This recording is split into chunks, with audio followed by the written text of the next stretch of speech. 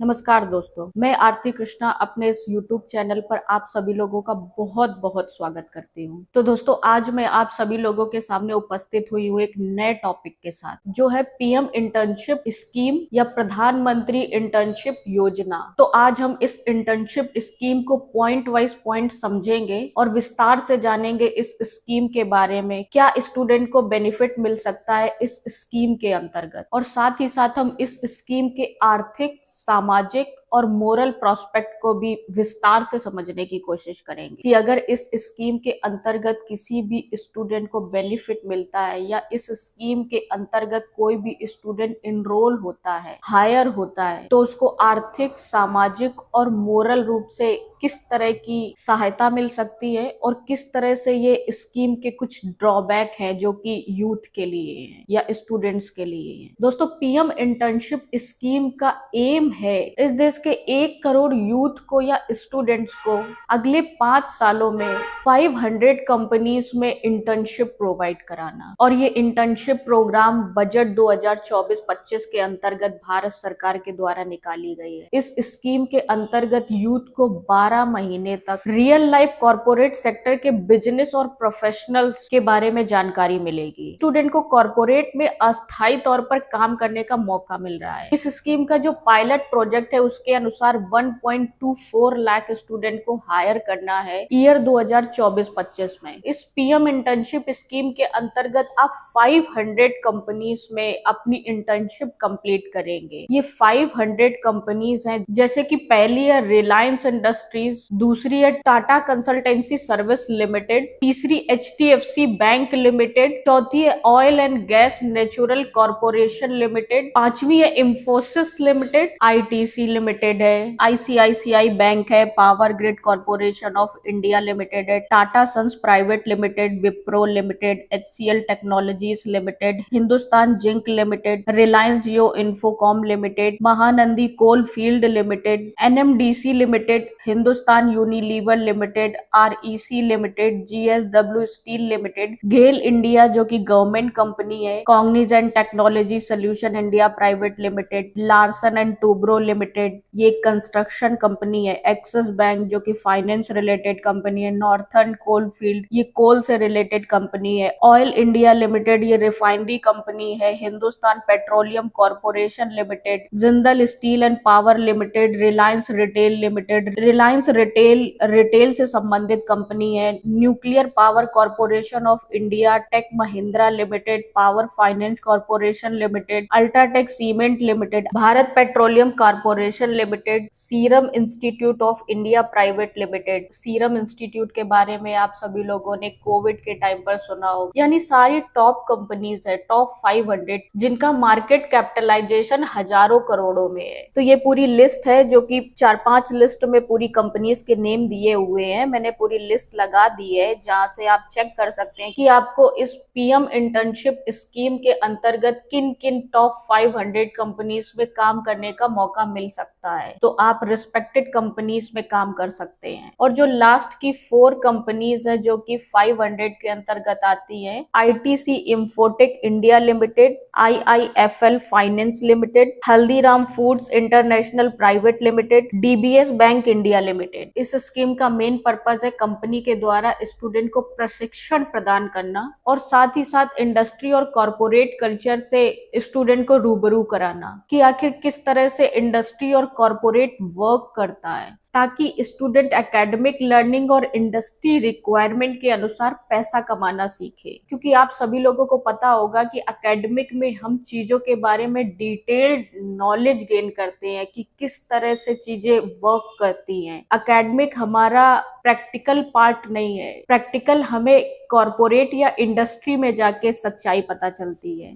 PM internship scheme के तहत student को पूरे 12 महीने तक कॉर्पोरेट में काम करने का मौका मिलेगा और स्टूडेंट को कॉर्पोरेट में अन्य एम्प्लॉय की तरह वर्क करना होगा जो कि अनदर वहां पे एम्प्लॉय वर्क कर रहे होंगे। और सबसे बड़ी बात यह, इस पूरी ट्रेनिंग के दौरान आपको एक भी क्लासरूम ट्रेनिंग नहीं मिलेगी। इंडस्ट्री या कॉर्पोरेट का सारा वर्क आपको प्रैक्टिकल और रियल दिखाया जाएगा, रियल सिखाया जाएगा। बस फर्क सिर्फ इतना रहेगा, अनदर एम्प्लॉय जो कि किसी कंपनी या ऑर्गेनाइजेशन या कॉर्पोरेट में परमानेंट है, वो वहां सेम काम ज्यादा सैलरी में करेगा और आपको सेम काम कम सैलरी में करना पड़ेगा। बट वहां आप सीखेंगे, एक्सपीरियंस गेन करेंगे और ये काम आपको कम पैसे में इसलिए करना पड़ेगा क्योंकि आप परमानेंट एम्प्लॉय नहीं हो और आप पीएम इंटर्नशिप स्कीम की तहत बीइंग अ इंटर्न हायर हुए हो। अब इस स्कीम के कुछ एलिजिबिलिटी क्राइटेरिया है प्रत्येक कैंडिडेट के लिए जिनको आपको फॉलो करना होगा। पीएम इंटर्नशिप स्कीम का लाभ केवल उन्हीं स्टूडेंट्स को मिलेगा जिनकी एज 21 टू 24 के बीच में है, यानी अगर आपकी एज 21 से कम है तो भी आप इस स्कीम के लिए एलिजिबल नहीं हो और अगर आपकी एज 24 से ज्यादा है तो भी आप इस स्कीम के लिए एलिजिबल नहीं हो। और दूसरी कंडीशन के अनुसार पीएम इंटर्नशिप स्कीम का लाभ केवल उन्हीं स्टूडेंट्स को मिलेगा जो इंडियन है। आप इंडिया के किसी भी स्टेट से बिलोंग करते हैं तब भी आप इस इंटर्नशिप स्कीम का लाभ ले सकेंगे। और अगर आपके पास भारत देश की नागरिकता नहीं है, आप किसी पड़ोसी देश से बिलोंग करते हैं जैसे कि बांग्लादेश है या नेपाल है या पाकिस्तान है, तो आप इस पीएम इंटर्नशिप स्कीम का कोई भी लाभ नहीं ले सकेंगे। और इस स्कीम की तीसरी कंडीशन है कि स्टूडेंट किसी भी तरह के फुल टाइम जॉब में नहीं होना चाहिए और ना ही किसी तरह के फुल टाइम एकेडमिक में एनरोल्ड होना चाहिए। और चौथी कंडीशन है कि अगर स्टूडेंट किसी भी तरह का डिस्टेंस लर्निंग या ऑनलाइन एजुकेशन प्रोग्राम में एनरोल्ड है तब भी स्टूडेंट इस स्कीम के लिए एलिजिबल है। तो ये तो ही एलिजिबिलिटी क्राइटेरिया की बात। तो अब हम बात करेंगे आखिर वो कौन सी कंडीशंस है जिसके अंतर्गत स्टूडेंट इस स्कीम का लाभ नहीं ले पाएगा। पहली कंडीशन है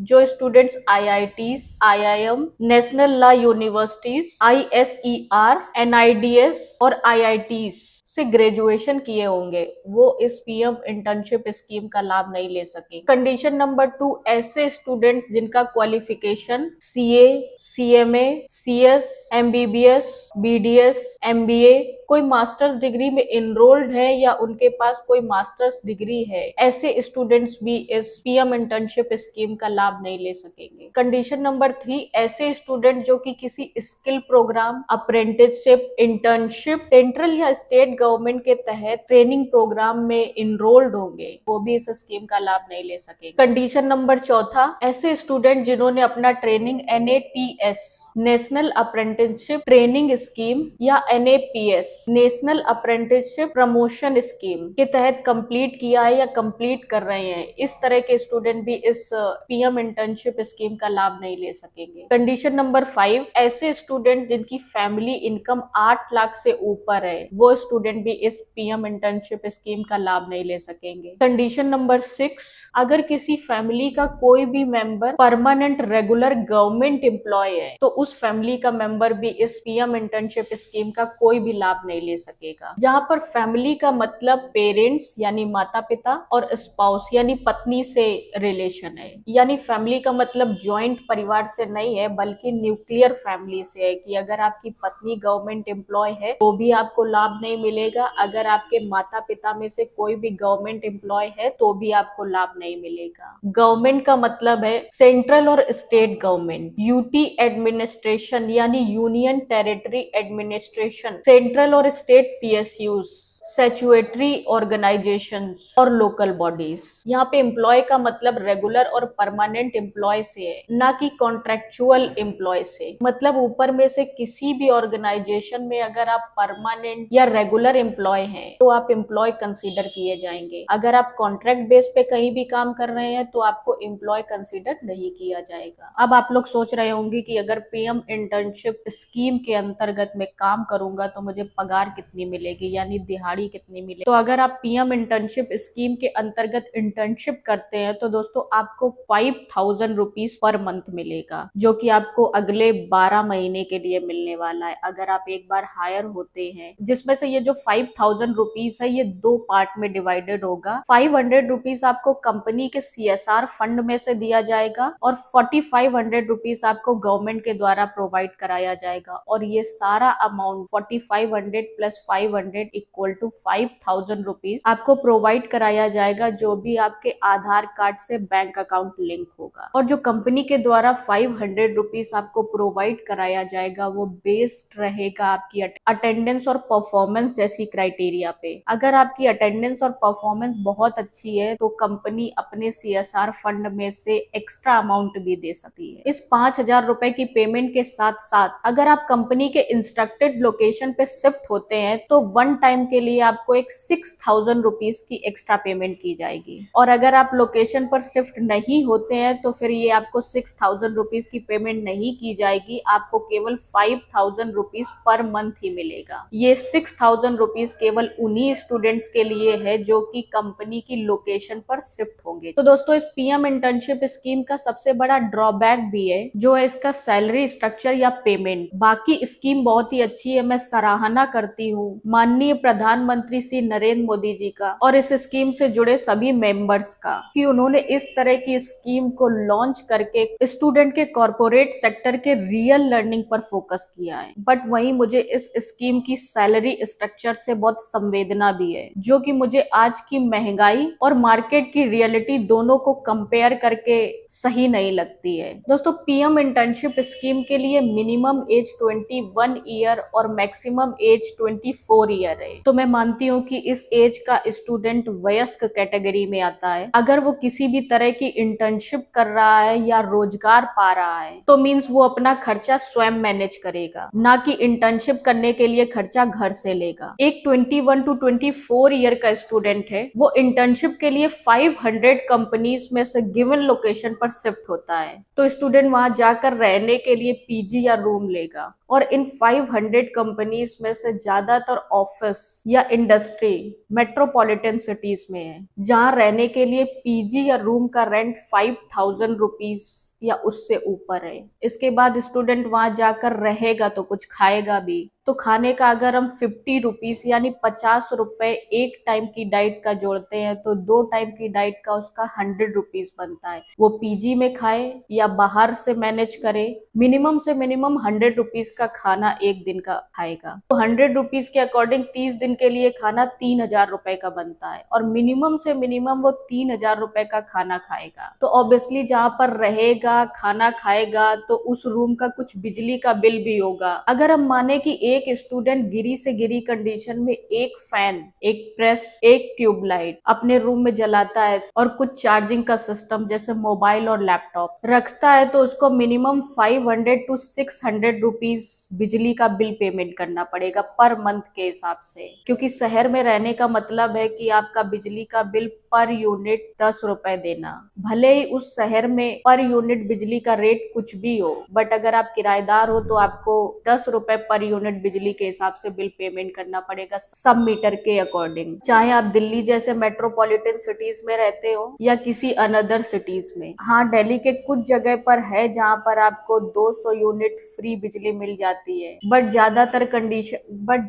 कंडीशन में ये 200 यूनिट फ्री बिजली केवल और केवल मकान मालिकों के लिए, ना कि किराएदारों के लिए या रेंट पे रहने वाले लोगों के लिए। रेंट पर रहने वाले लोगों के लिए 10 रुपए पर यूनिट बिजली के अकॉर्डिंग आपको पेमेंट करना पड़ेगा। आप बिजली 1 यूनिट चलाएं, 2 यूनिट चलाएं या 300 यूनिट चलाएं या अंदर 200 यूनिट चलाएं, आप अगर किराएदार हैं तो आपको पूरा बिल पेमेंट करना पड़ेगा 10 रुपए पर यूनिट के हिसाब से। और अगर आप मकान मालिक हैं तो दिल्ली जैसी शहर में आपको 200 यूनिट फ्री मिल जाएगा। आज मैं मुफ्त की रेवड़ियां लेके आया हूँ। ये एक पैकेट है, इसमें 6 रेवड़ी हैं। आप जब यहाँ से जाओगे तो बाहर गेट पे आपको एक एक पैकेट मिलेगा 6 रेवड़ी का। केजरीवाल ने 6 मुफ्त की रेवड़ी दी है दिल्ली के हर नागरिक को। कौन कौन सी है? पहली रेवड़ी मुफ्त बिजली, दूसरी रेवड़ी मुफ्त पानी, तीसरी रेवड़ी बुजुर्गों के लिए मुफ्त तीर्थ यात्रा, चौथी रेवड़ी महिलाओं के लिए मुफ्त बस यात्रा, 5वीं रेवड़ी सबके लिए फ्री और शानदार शिक्षा, 6ठी रेवड़ी सबके लिए मुफ्त और अच्छा इलाज। ये 6 रेवड़ी दे रहा हूँ। 7वीं रेवड़ी आने वाली है, हर महिला को 1000 रुपए उनके बैंक अकाउंट में।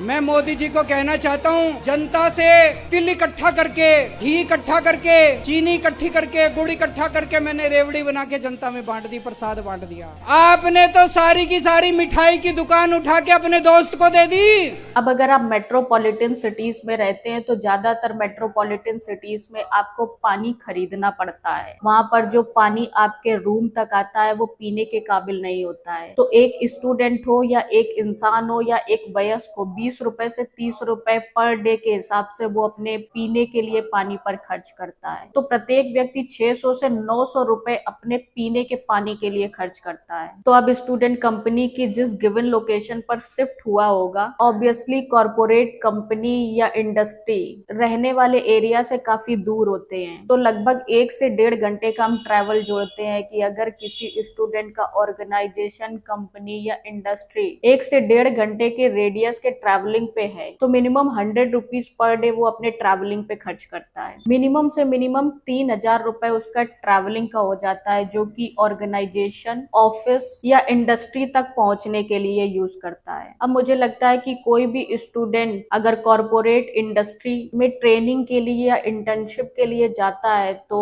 उसको मोबाइल की भी जरूरत रहेगी। मोबाइल के कॉलिंग और डेटा की अगर हम बात करें तो मोबाइल का मेंटेनेंस बजट 3,000 रुपए से 3,500 रुपए के बीच में सालाना आता है। प्रत्येक व्यक्ति 3,000 रुपए से 3,500 रुपए के बीच में मोबाइल का मेंटेनेंस बजट खर्च करता है। और बहुत सारे ऐसे कॉर्पोरेट ऑफिस है जिनमें कॉलिंग का काम रहता है। तो ये कॉलिंग का काम करने के लिए स्टूडेंट को अपना मोबाइल यूज करना पड़ता है, अपना लैपटॉप यूज करना पड़ता है, जिसका मेंटेनेंस बजट भी खुद ही मैनेज करना पड़ता है। अगर एक स्टूडेंट एक ऐसे ऑर्गेनाइजेशन में ट्रेनिंग कर रहा है या इंटर्नशिप कर रहा है जहां उसको कॉलिंग से रिलेटेड या लैपटॉप से रिलेटेड वर्क सिखाया जा रहा है तो ऑब्वियसली उसके पास लैपटॉप होना चाहिए। अब ये लैपटॉप भी उसका खुद का ही होना चाहिए, क्योंकि कंपनी आपको इंटर्नशिप के दौरान में भी लैपटॉप प्रोवाइड करे या नहीं करे, इसके बारे में इस इंटर्नशिप स्कीम में नहीं दिया हुआ है। तो अगर स्टूडेंट मोबाइल के अलावा लैपटॉप भी खुद खरीदता है तो मिनिमम से मिनिमम उसका लैपटॉप 40,000 to 50,000 रुपीज का मिलेगा इनिशियल टाइम में, प्लस मोबाइल और लैपटॉप का चार्ज उसके बिजली के बिल को भी इंक्रीज करेगा। और इसके अलावा उसके अनदर एक्सपेंस होंगे, जैसे 1 साल के लिए अगर स्टूडेंट किसी भी ऑर्गेनाइजेशन में काम करने वाला है तो उसके कपड़ों का खर्चा होगा, उसके शूज का खर्चा होगा, कपड़ों को मेंटेन करने के लिए प्रेस का खर्चा होगा, उसकी मेडिसिन का खर्चा होगा साल भर के लिए, उसके एंटरटेनमेंट के लिए कुछ खर्चा होगा। आई नो कि वो लग्जरीज नहीं मांग रहा है कि मुझे BMW में आके इंटर्नशिप करनी हो, इनोवा में आके इंटर्नशिप करनी हो, बट एक जो स्टूडेंट की बेसिक या मिनिमम जरूरतें होती है उनको तो फुलफिल करना ही पड़ेगा। तो मैं मानती हूँ कि मेडिसिन, कपड़े, इंटरटेनमेंट, घूमना और बाहर खाना, ये सब अगर हम एक महीने में 1,000 रुपीज के हिसाब से भी जोड़े तो 12,000 रुपए उसका ये एक्स्ट्रा एक्सपेंस पड़ता है, जो कि एक बहुत ही बेसिक जरूरत है 21 से 24 साल के यूथ के लिए, स्टूडेंट के लिए, वयस्क के लिए, क्योंकि वो भी इंसान है। तो अब इन सब का अगर हम टोटल बिल जोड़े मंथली खर्चा और वार्षिक खर्चा के हिसाब से, तो room rent 5,000 rupees per month, यानी साल भर में 60,000 रुपए का स्टूडेंट रेंट दे देता है। फूड 3,000 रुपीज पर मंथ, यानी 36,000 रुपए का साल भर में स्टूडेंट खाना खाता है। बिजली 500 to 600 रुपीज पर मंथ, यानी 500 to 600 रुपीज पर मंथ बिजली का खर्चा आता है, जो कि साल भर का 6,000 रुपए से 7,200 रुपए के बीच में बनता है। ट्रैवल का 3,000 to 4,000 रुपीज पर मंथ, यानी 9,000 से 10,000 रुपए के बीच में सालाना ट्रैवल वो करता है। मोबाइल का मेंटेनेंस 3,000 रुपीज से 4,000 रुपीज सालाना वो एक्सपेंस करता है, खर्च करता है। इनिशियली लैपटॉप में 40,000 to 50,000 रुपीज का इन्वेस्टमेंट करता है। एक्स्ट्रा खाने का 1,000 रुपीज पर मंथ, यानी 12,000 रुपए खर्च करता है। Extra expense 5,000 to 10,000 per year के हिसाब से खर्च करता है, जिसमें उसका कपड़ा, मेडिसिन, मनोरंजन रहता है। तो ये सारा अगर टोटल एक्सपेंस हम मिनिमम से मिनिमम निकालते हैं तो उसको मिलने वाली सैलरी यानी 5,000 रुपीज पर मंथ के हिसाब से 60,000 रुपीज उसको साल भर में मिलने वाला वाला है, जितना तो वो केवल और केवल रेंट ही पे कर देगा 5000 रुपीज के हिसाब से। बाकी अनदर एक्सपेंस है, खाने का, ट्रैवल का,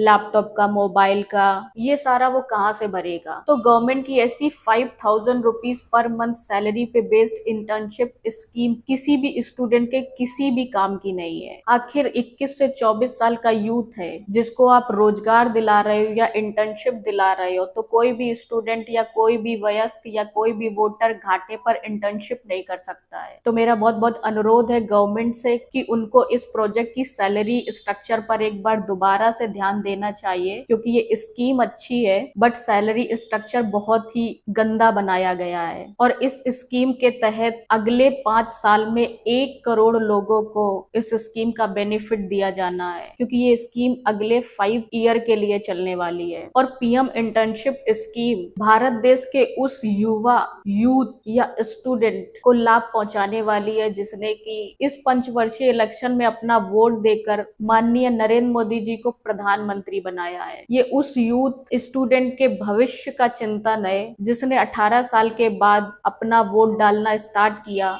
और 21 से 24 साल के बीच के इस पीएम इंटर्नशिप योजना के अंतर्गत लाभ ले सकेगा। हमारे देश का करंट इकोनॉमी $3 ट्रिलियन का है, और अगर किसी भी तरह का इंटर्नशिप स्कीम ऐसा चिल्लर बेस्ड सैलरी पर बेस्ड होगा तो उस देश की इकोनॉमी पे क्या प्रभाव पड़ेगा। ये उस पढ़े लिखे यूथ के लिए प्लान है। मैं मानती हूँ कि वो बहुत ज्यादा जोड़ के बंगलो नहीं खरीद सकता है, मर्सिडीज नहीं खरीद सकता है, इनोवा नहीं खरीद सकता है, नैनो नहीं खरीद सकता है, बाइक नहीं खरीद सकता है, बट कम से कम इतना न्यूनतम वेतन तो होना ही चाहिए कि वो सरवाइव कर सके। और इस स्कीम की वजह से पूरा 1 करोड़ यूथ अगले 5 सालों में इनकम टैक्स पेयर की लिस्ट में से बाहर होने वाला है। यानी कि स्कीम ही ऐसा डिजाइन किया गया है कि वो इनकम टैक्स पे करने के लिए इलिजिबल ही नहीं हो पा रहा है। तो क्या वो रोजगार पा रहा है या उसका केवल और केवल शोषण हो रहा है। हमारे देश के प्रधानमंत्री श्री नरेंद्र मोदी जी 3 ट्रिलियन इकोनॉमी को 5 ट्रिलियन इकोनॉमी बनाने का सपना देख रहे हैं और भारत देश को एक विकसित राष्ट्र बनाने का सपना संजोए हुए हैं। तो क्या इस देश की $3 ट्रिलियन